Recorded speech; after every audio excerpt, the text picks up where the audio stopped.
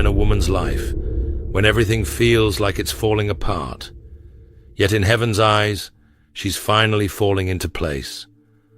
Have you ever felt like life suddenly became quiet? Too quiet?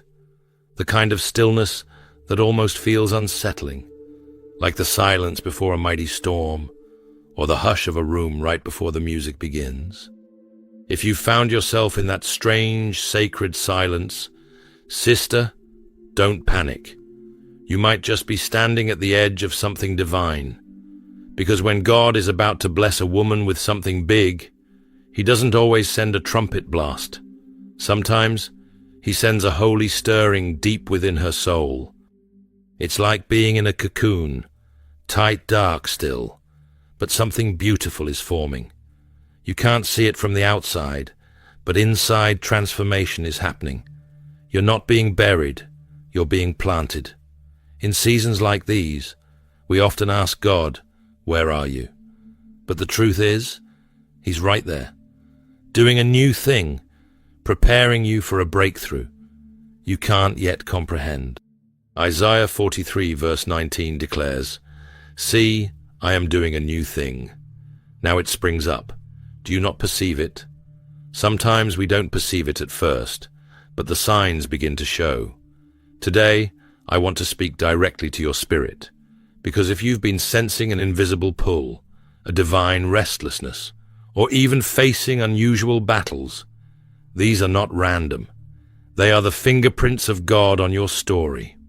In this message, we'll uncover the 7 sacred signs that often appear before a major blessing is released into a woman's life. So don't click away. Stay with me.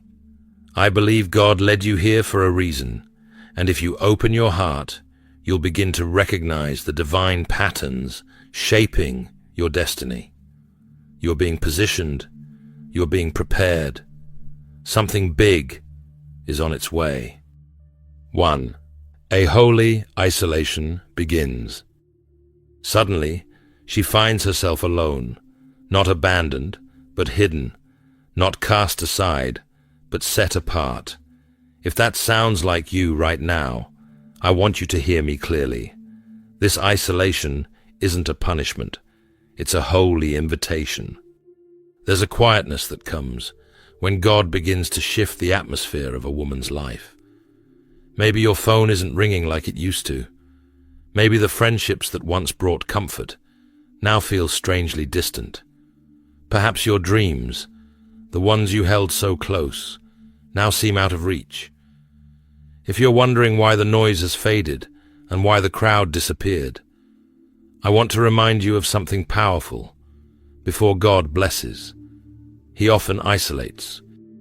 Look at Moses long before he stood before Pharaoh or parted the Red Sea.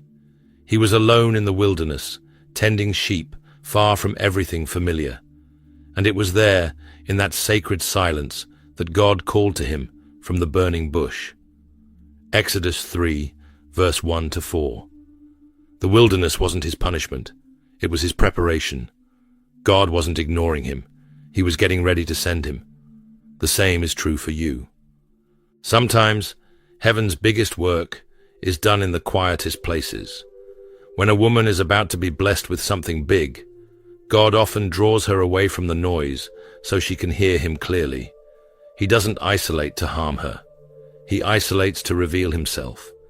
Hosea 2, verse 14, says it so beautifully, "Therefore, behold, I will allure her and bring her into the wilderness and speak tenderly to her." That wilderness you're walking through, it might just be the place where heaven will whisper your next assignment. So if you've been feeling disconnected, misunderstood, or overlooked, I urge you, don't resist the isolation.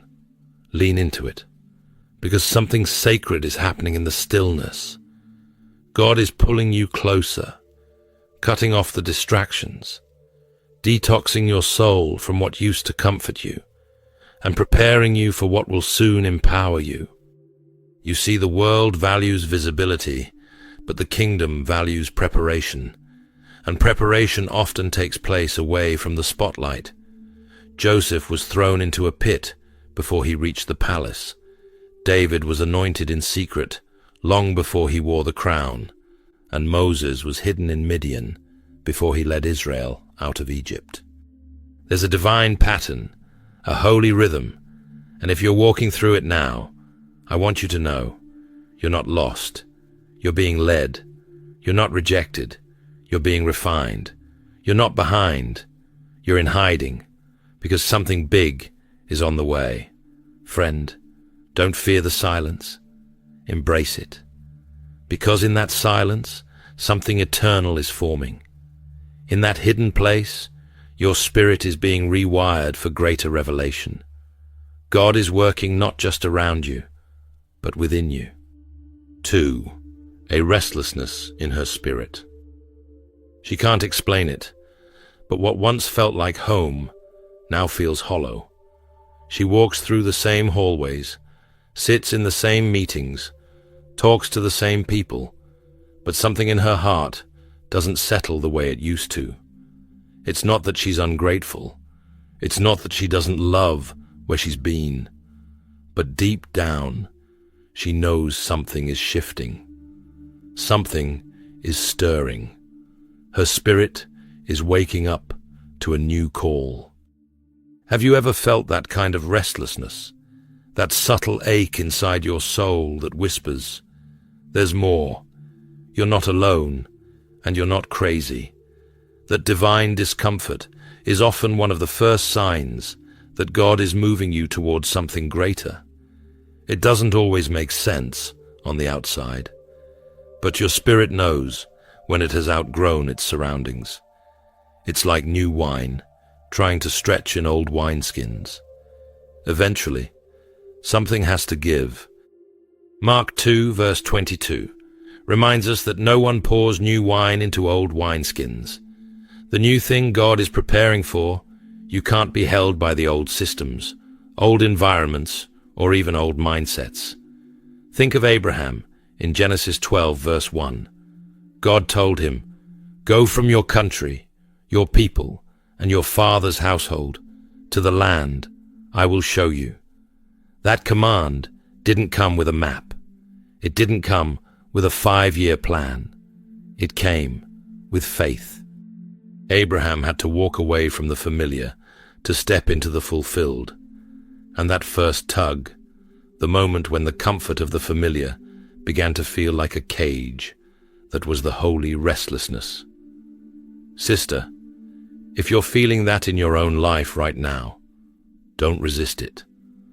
That stirring in your soul isn't rebellion, it's revelation. It's heaven's way of letting you know that your assignment is shifting. It doesn't mean you're broken. It means you're being built for something bigger. You see, restlessness doesn't always look loud. Sometimes it's just a gentle nudge, a dissatisfaction that won't go away, a longing that makes no sense on paper. But when you bring it to the Lord in prayer, He starts to peel back the layers and show you what He's growing inside of you. You're not being dramatic. You're being drawn. The Holy Spirit is waking something up that your environment can no longer contain. This is the season where God begins to turn your "why am I feeling this way" into "what is God trying to show me?" He is pruning, not to punish, but to prepare. He is detaching you from the past so you can walk freely into the promise. That sacred discontent is the sign that your season is shifting. 3. Unexpected closures and closed doors. And sometimes, just when we think we're stepping into something promising, the door slams shut. A job interview that went silent. A relationship you prayed over suddenly crumbles. An opportunity that once felt like destiny just disappears overnight. And in that moment, it's so tempting to see it as rejection, to question your worth, your path, even your prayers. But let me tell you something, sister. When doors start closing unexpectedly, it is not always the enemy at work. Often, it is the gentle yet firm hand of God redirecting your steps, not to harm you, but to protect you. You see, we serve a God who sees what we cannot. He sees the potholes in the road ahead, the people who might hurt you later, the opportunities that look good on the outside, but would delay your calling. When he shuts a door, it isn't punishment, it's preparation.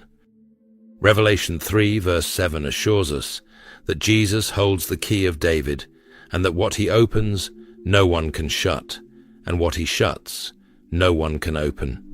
That verse isn't just theology, it's a lifeline. Because if he closed it, then trust me, you didn't need it. And if he's not allowing you through, it's because he's already carved a better path for you. Think of Joseph in Genesis. Betrayed by his brothers, thrown into a pit, sold into slavery, and imprisoned unjustly. From the outside, it looked like rejection upon rejection. But from heaven's perspective, every closed door was a redirection toward his destiny.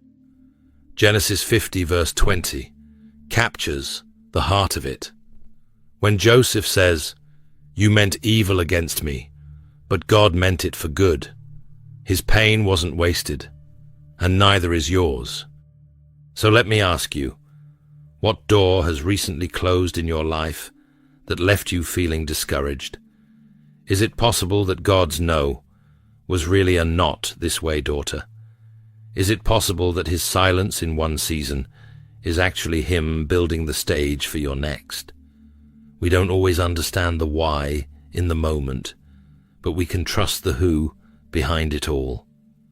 I know it hurts. I know it feels confusing when something you thought was meant for you slips away, but I want to invite you right now to praise God for the doors he's closed. Yes, even the ones that broke your heart, because every no from heaven is making room for the yes that aligns perfectly with his will and your purpose. Closed doors often protect us from counterfeit blessings so that we are available and prepared for the real ones. So if you're walking through this sign, if life feels like a series of shut gates, I want to affirm you. You're not being denied. You're being refined. God is the author and finisher of your story. He's not done yet, and every delay is a divine setup for something far greater. Keep walking, keep worshipping, and keep trusting the God who never closes a door without opening a better one. 4. An unexplainable hunger for God. When God is getting ready to do something big in a woman's life, there comes a moment when everything else fades into the background and only one thing remains clear: a holy hunger, a soul-deep longing, a divine ache that only God can satisfy. It's not about ambition anymore. She's not chasing platforms.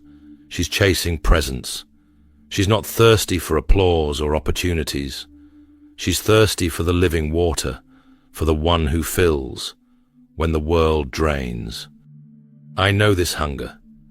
It comes quietly at first, a tug to open your Bible more often, a longing to sit in silence, not scrolling but listening, an ache to weep before the Lord without even knowing why.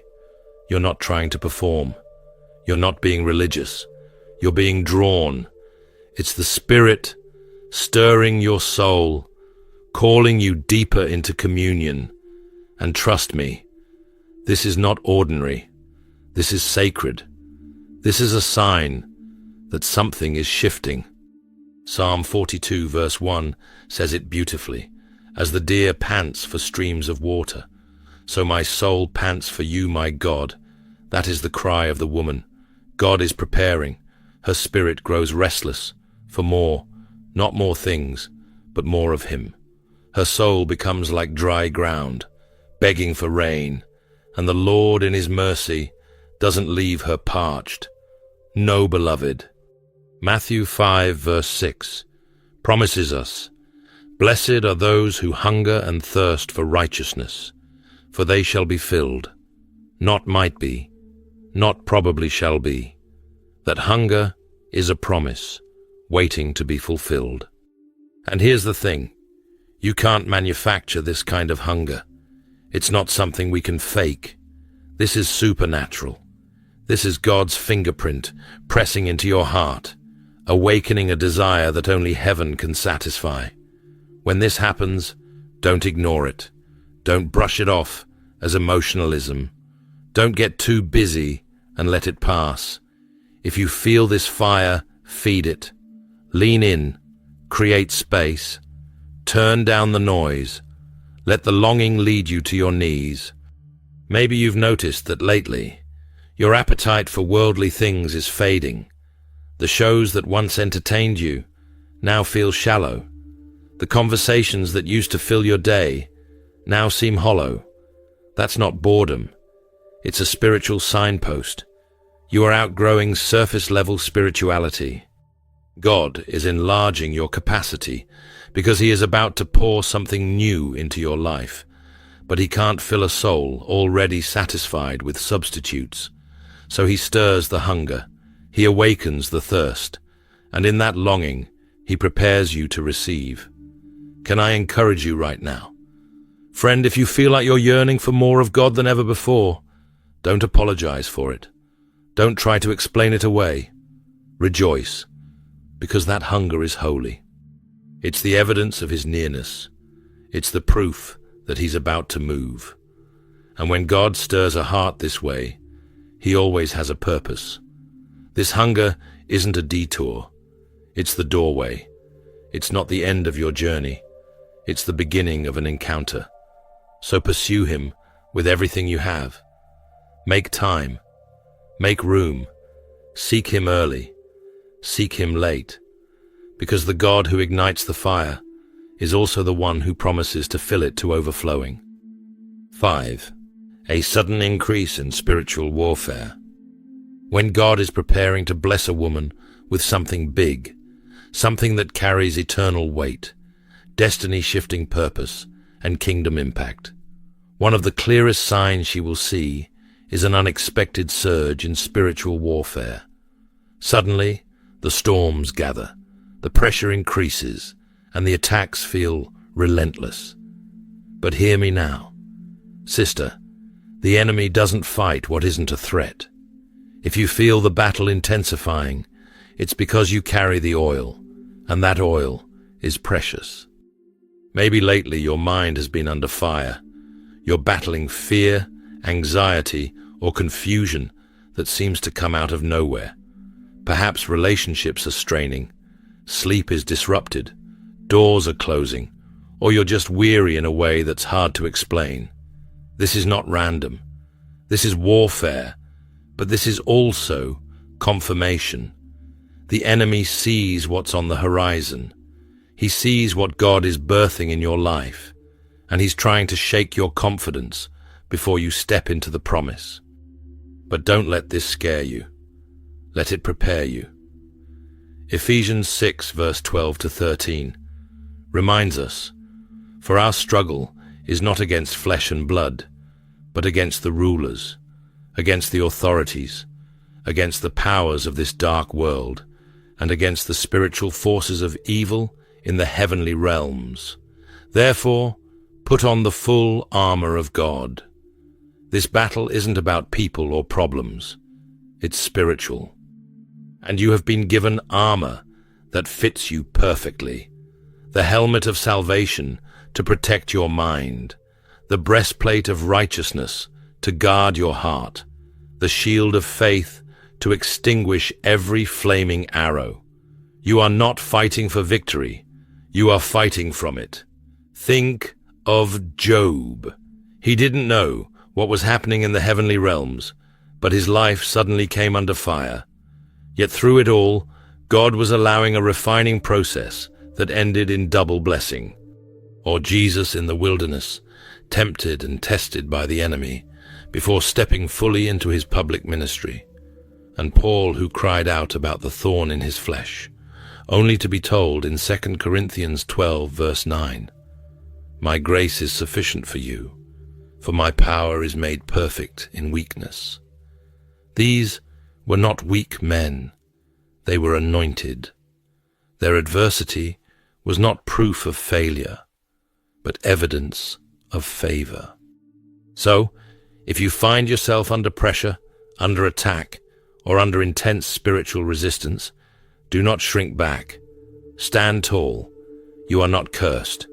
You are called. The warfare is fierce, because what's coming is holy. This is the enemy, trying to keep you small, because he knows God is about to take you higher. And you know what that means? It's time to armor up. Pray more fiercely. Worship louder. Speak the word boldly. Refuse to back down. To the woman who is weary from the battle, your breakthrough is closer than it feels. Victory isn't just possible, it's promised. God is not surprised by this fight. He's training your hands for war and your fingers for battle. And as you press through the fire, trust this truth. You're being prepared for something greater than you can imagine. Hold the line. The oil on your life is worth the fight. 6. Divine revelations begin to flow. As the storm of spiritual warfare begins to settle, and the woman of God learns to stand strong in her armor, something beautiful begins to shift deep within her spirit. The noise starts to quiet, and in the stillness, she begins to see. Her heart tunes in to a higher frequency. It's not just coincidence anymore. It's divine coordination. Divine revelations begin to flow. And when they do, they come not as loud announcements, but as soft whispers, meaningful patterns, dreams that stir the soul, and scriptures that feel like they were written just for her that morning. She starts to notice the fingerprints of God in everything. The verse she reads during her morning devotion aligns with the sermon she hears that evening. The same message repeats from a podcast, a friend, and a passing billboard. Her dreams shift. They become vivid, prophetic, layered with symbols. She can't explain, but feels deeply in her spirit. She walks outside, and the rustling of leaves feels like a message. She hears a child laugh, and something in her awakens. The veil is thinning. The Holy Spirit is whispering, God is not distant in this season. He is speaking through the Word, through mentors, through nature, and yes, through dreams. As Joel 2 verse 28 promises, your daughters will prophesy, your old men will dream dreams, your young men will see visions. When a woman is on the brink of breakthrough, heaven starts communicating on a whole new level. But here's the key. She must be listening. This is the time to pray. Like Samuel did in 1 Samuel 3 verse 10. Speak, Lord, for your servant is listening. It's the posture of the heart that makes the difference. Many people see signs, but dismiss them. But the woman who is about to be blessed with something big, she doesn't brush it off. She writes it down. She journals what God is showing her. She prays over every revelation. She asks for clarity and waits for confirmation. She learns to discern, because yes, the enemy can mimic, but the Spirit of God brings peace, wisdom, and alignment with His Word. You might be asking, am I making this up? Am I imagining things? And to that, I say no. You are not crazy. You are being called. Heaven is tuning your ears and opening your eyes. You are in a season where the Spirit is pouring out in greater measure. This is what it looks like to be entrusted with more. The Lord will not give you great blessings without first preparing your heart to hear Him clearly. So, lean in, pay attention. What patterns are emerging? What scriptures are standing out? What dreams are repeating? Write them, Pray over them. Speak life into them. This is your spiritual blueprint, unfolding one whisper at a time. God is not hiding from you. He's revealing himself to you. Don't be afraid of the mystery. Embrace it. The woman who receives divine revelations is the woman who is being ushered into divine assignments. And if that's happening in your life right now, take heart. You are closer to the blessing than you think. 7. A boldness and peace beyond understanding. When the whispers turn into clarity and the signs become undeniable, something powerful happens inside a woman of faith. She no longer walks by sight, but by trust. She may not have all the answers. She may still face uncertainty, but there is this unshakable shift within her. Peace has replaced panic. It's not the kind that comes from circumstances aligning just right. No. This peace comes straight from the throne room of heaven. I've seen this kind of transformation. I've lived it. I used to be riddled with worry, asking God for signs, needing constant confirmation, afraid to make the wrong move. But something shifted when I realized the promise of Philippians 4, verse 7, and the peace of God, which transcends all understanding, will guard your hearts and your minds in Christ Jesus. That peace is not a feeling, it's a fortress. It guards you, it covers you, and it gives you the courage to move forward, even when the path isn't fully lit. Some of you know exactly what I'm talking about. You used to cry yourself to sleep, wondering if God had forgotten you. But now you sleep in peace, because you know the battle is the Lord's. You used to whisper prayers of desperation, but now you declare his promises out loud. You're not timid anymore. You don't walk into rooms hoping for approval. You walk in carrying the presence of the one who sent you. That's not pride. That's purpose. That's spiritual assurance. Proverbs 28 verse 1 says, "The righteous are as bold as a lion." And when you are walking in alignment with God's will, you carry that kind of boldness. Not because of who you are, but because of whose you are. It's a boldness that shifts atmospheres. People can feel it when you speak. Doors open when you step forward. Demons flee when you pray. Heaven backs you up. And even when you can't see the full picture, even when all the details aren't clear, you still walk. You walk by faith, not by sight. You trust that if God brought you this far, he's not about to leave you now. You take the next step, and then the next, knowing the same. God who parted the Red Sea will make a way for you too.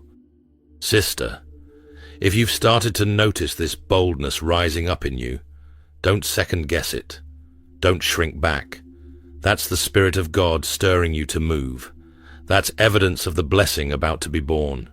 You've cried, you've waited, you've warred, and now you walk. So take heart, woman of God. Peace has found you. Boldness has clothed you. And the blessing you've been waiting for, it's already in motion. Keep walking. Heaven is with you. Now I want you to hear this loud and clear. This isn't a breakdown. This is your breakthrough. Every sign you've been seeing, every closed door, every sleepless night, every sudden boldness, every whisper from God is not random. It's revelatory. It's heaven, signaling I'm doing something new in you. You are not forgotten. You are not invisible. You are not behind. You are right on time, because you are on heaven's radar. The refining, the warfare, the waiting, the awakening, it's all part of your becoming. God does not shape queens in the open. He forges them in the secret place. And when he blesses, he does not bless halfway. Ephesians 3 verse 20 reminds us now, to him who is able to do immeasurably more than all we ask or imagine. That's the kind of blessing that's on the way. So let me declare this over you. You are in the making. Your time is near. God's promises over your life are yes and amen. Walk boldly, trust deeply, rest securely. The same God who began this good work in you will finish it. Now lift your head. Your breakthrough is nearer than you realize. Heaven is moving for you. Before we close, I want to invite every woman listening, every sister who feels the stirring of something greater, every heart that's felt the pressure of waiting and the weight of the warfare to join me now in a moment of fervent Spirit-led prayer. Let's come boldly before the throne of grace, together with open hearts and expectant faith. Wherever you are, pause, breathe, and lean in. Let's pray. Father God, we come before you with hearts laid bare, hungry, hopeful, and humbled in your presence. Thank you for being a God who sees, who knows, and who never forgets the work of your hands. Thank you for shaping something beautiful in the unseen, something holy in the waiting, something powerful in the pressing. Right now, Lord, I lift up every daughter of yours who feels you calling her higher. I pray for the one who has felt the shaking, the shifting, the stretching in her soul. I pray for the woman who senses something bigger coming, but doesn't yet see it. God, surround her with the unshakable assurance that you are near, that you are moving, and that you are faithful. Father, stir her spirit to stay close to you. Let her desire for you outweigh her desire for things. Let her wake each morning, not chasing answers, but chasing you, your heart, your whisper, your presence. Teach her to trust when she can't trace to walk, even when she can't see the next step. Fill her with courage, not rooted in circumstance, but in your character. Where she has felt under attack, I speak divine protection and strength over her. Not by might, not by power, but by your Spirit. Help her to stand firm. Let her wear your armor with confidence and lift her head high, knowing she was born for this battle and born for the blessing beyond it. Father, when the noise of life tries to drown out, your voice tune her ear to heaven's frequency. Whisper clarity where there's been confusion. Send divine insight through dreams, through mentors, through your word. May she recognize your voice above every lie the enemy has spoken over her life. And Lord, where there's been fear, plant boldness. Where there's been anxiety, sow supernatural peace. Let her rise in confidence, not in herself, but in the God who goes before her, stands beside her, and dwells within her. Let her footsteps carry authority, because they are ordered by you. I declare this: woman is not delayed. She is being developed. She is not broken. She is being built. She is not forgotten. She is being favored for something far beyond what she can imagine. God, thank you for writing a story over her life that is full of glory, redemption, purpose, and divine appointment. May she trust you, fully surrender deeply, and walk boldly into all you have prepared for her. In the mighty name of Jesus, we pray. Amen. If this message has encouraged you or resonated with your spirit, I warmly invite you to like this video, subscribe to the channel, and share it with someone who may need a reminder of God's promises and faithfulness. Thank you for being part of this community. May God continue to bless you with strength, peace, and the assurance that He is working all things together for your good.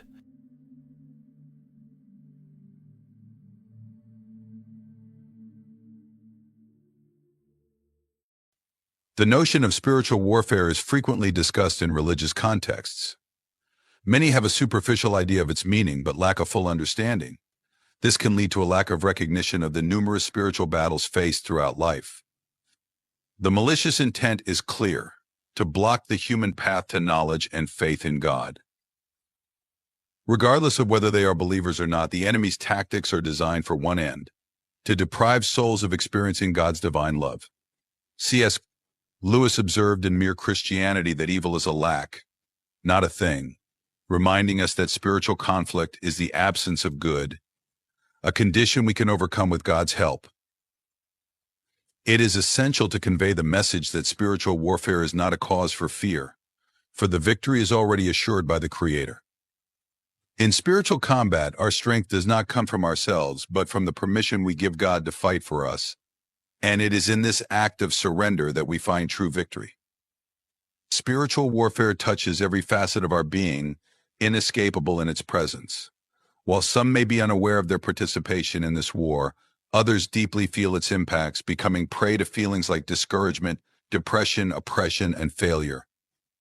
There are those who see their closest relationships, whether marital or familial, shaken by disputes ranging from divorce to abuse, marking them with the lasting wounds of these spiritual confrontations. Allow me to shed light on some tactics of the adversary. In spiritual warfare, the opponent has four main goals when challenging the faithful: to shake, divert, instigate dissatisfaction, and provoke disunity. I will detail each one of them. Initially, the adversary tries to shake your faith, eroding your security in the divinity. Subsequently, he tries to divert you from your divine purpose, seducing you with earthly delights and various temptations. He also strives to instigate dissatisfaction with your material existence. And finally, the adversary aspires to provoke disunity between you and your brothers in faith, intending to fragment the harmony of the gospel. So how can you triumph in this combat? C.S. Lewis, in the Screw Tape Letters, highlights that there are two equal and opposite errors into which our race can fall about the devils. One is to disbelieve in their existence. The other is to believe and to feel an excessive and unhealthy interest in them. Christ often sought refuge in solitary places to devote himself to prayer. It is of utmost importance to establish regular moments for solitude with God, ideally free from interruptions. Christ endeavored to concentrate entirely on the Father and share moments with him. If Christ himself, being divine, felt the need to isolate himself from the tumult and company to be with God, how much more should his disciples follow his example? Prayer is a formidable tool in spiritual combat.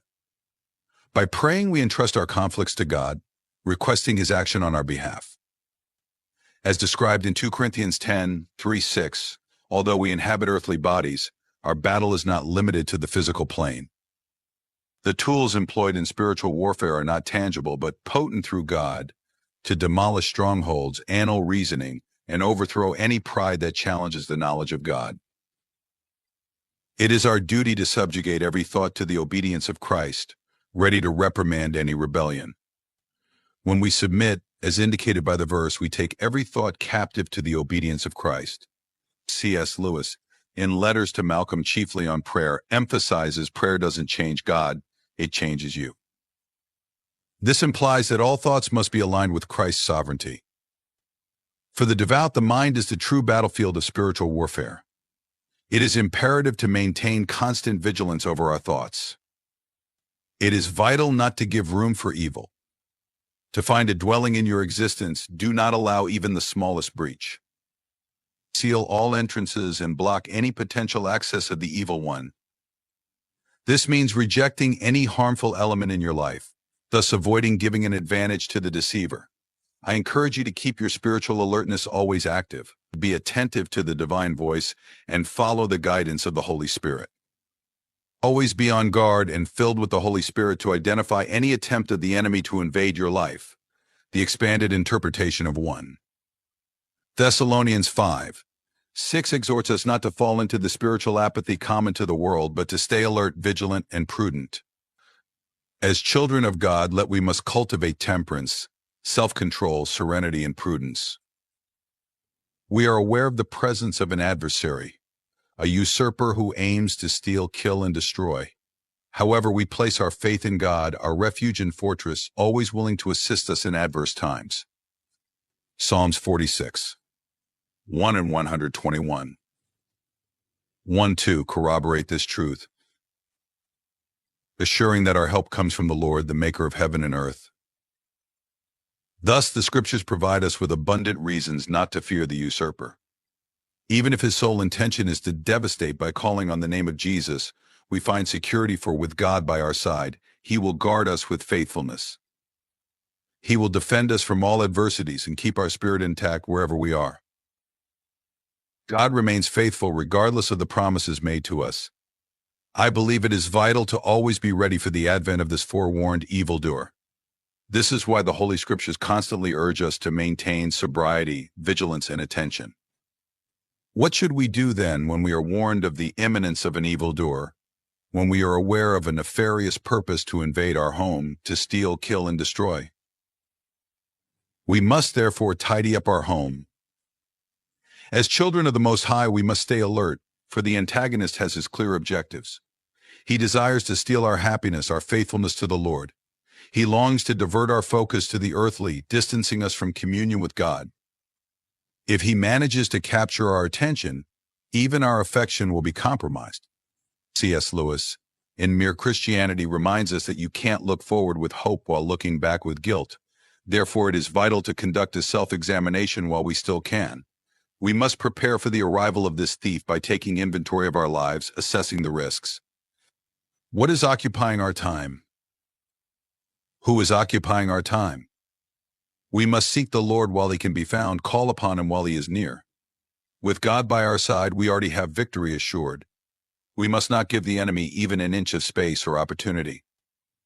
Instead, we must hide in Christ, arm ourselves with the Word of God, cover ourselves with the blood of Jesus Christ, and dwell under his protection. We must equip ourselves with the whole armor of God and be ready to fight. Faith is having firm confidence in God, trusting that he is our refuge and fortress, a pillar of strength when we feel weak. It is believing that he will honor and fulfill his word in our time of need. Having faith is trusting in the Almighty God. Believe that he will see you through in all circumstances.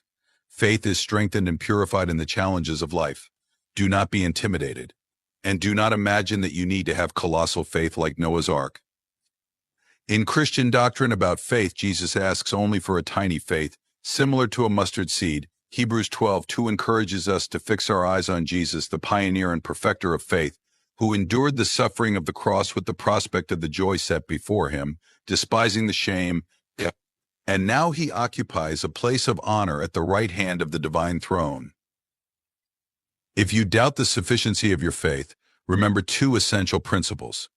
The requirement is only a faith the size of a mustard seed, and to keep your eyes on Jesus, the foundation and apex of Christian faith. It is common among the faithful to emphasize scriptures that speak of protection, hope, and compassion. However, one should not neglect texts like James 2:19, which warns us that mere belief is not enough, for even demons believe and tremble. The spiritual realm is as concrete as the screen you observe. Demons are as real as the angels we esteem. Concerning our defense, there is no reason to fear demons, for we receive strength and support through the sacrifice of Jesus Christ. Nefarious spiritual entities continue to exert their influence in the contemporary world. Endowed with perception, they can discern your identity. The reading of Mark 3:11 is enlightening, as it narrates the recognition of Jesus by impure spirits who, upon encountering him, proclaimed his divine filiation and bowed in reverence. Demons, though they may instruct falsely, have the power to dominate an individual, to spread false doctrines, as warned in 1 Timothy 4:1 about the dissemination of demonic doctrines by deceitful spirits. It is crucial to emphasize this to dispel any deception. We must be aware of who our adversary is and the essence of this confrontation. It is common among Christians to have only a shallow understanding of the Scriptures. Many read the Word of God but do not dedicate themselves to the deep study necessary for true understanding. This is problematic, as expressed in Hosea 6, where it is lamented that the people perish for lack of knowledge.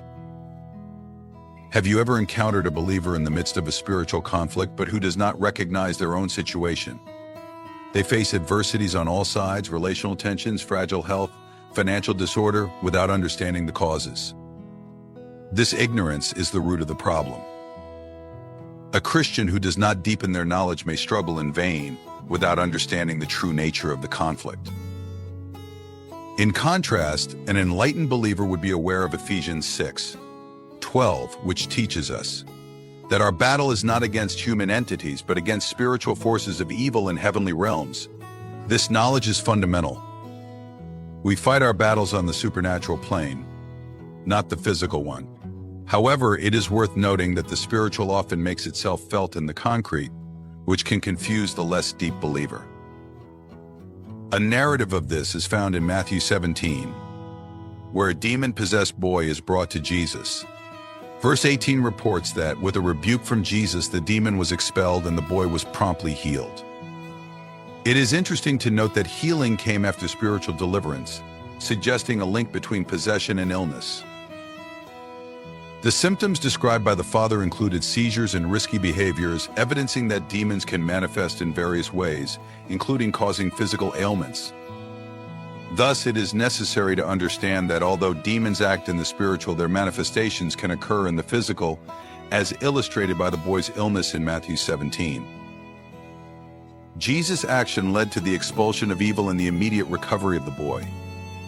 I share, therefore, that certain illnesses may elude conventional medicine because they are of a spiritual essence. It may be that doctors cannot diagnose or explain such cases. The key is understanding that our struggle goes beyond the physical, confronting evil entities in the spiritual. As believers, prayer is essential, but it is also crucial not to neglect knowledge. Matthew 10:1 reminds us that Jesus granted the disciples authority over impure spirits to expel them and heal diseases and ailments. Likewise, we the sanctified have received such authority. It is through the Holy Spirit that we are enabled to repel these forces and achieve victory in our journey.